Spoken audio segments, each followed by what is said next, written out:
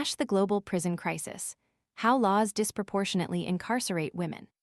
The world's prisons hold over 733,000 women, a number escalating at a rate twice that of men. This isn't simply a matter of rising crime rates. It's a systemic issue fueled by unjust laws that disproportionately target women, effectively criminalizing survival.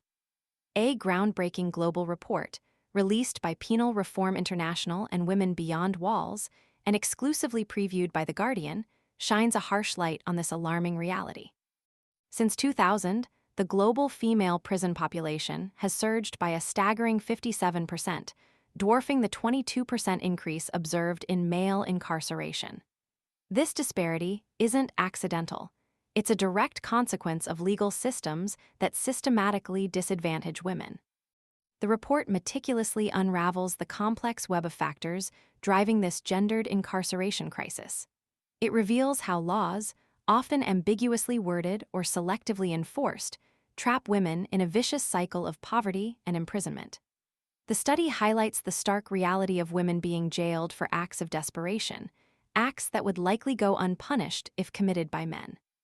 Petty theft, stealing food to feed starving children, begging to survive, working in the informal economy are routinely criminalized, pushing vulnerable women deeper into the clutches of the justice system.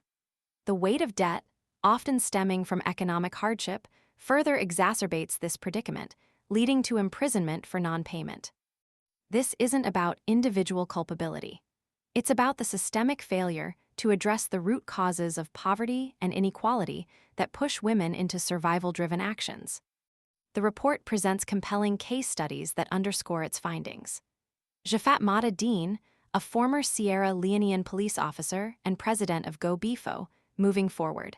A network for formerly incarcerated women, spent over a year in prison after a bike went missing from a police station where she worked.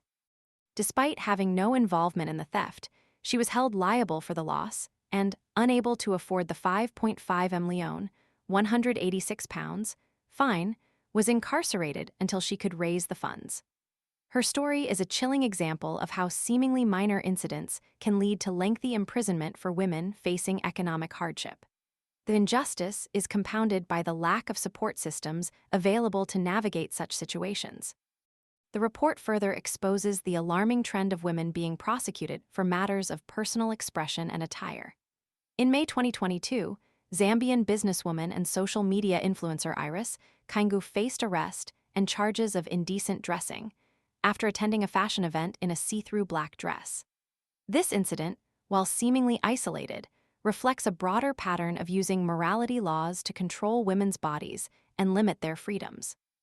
In Iran, the existing criminalization of not wearing a hijab has been intensified by recent morality laws that impose exorbitant fines and lengthy prison sentences, up to 15 years or even the death penalty, for promoting nudity, indecency, unveiling, or improper dressing. These laws, far from protecting morality, serve as tools of oppression, disproportionately impacting women and restricting their basic rights.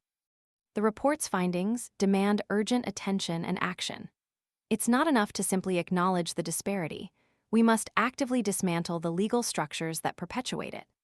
This necessitates a comprehensive approach that tackles the root causes of women's incarceration, including poverty, lack of access to education and economic opportunities, and the pervasive gender inequality that fuels discriminatory legal practices.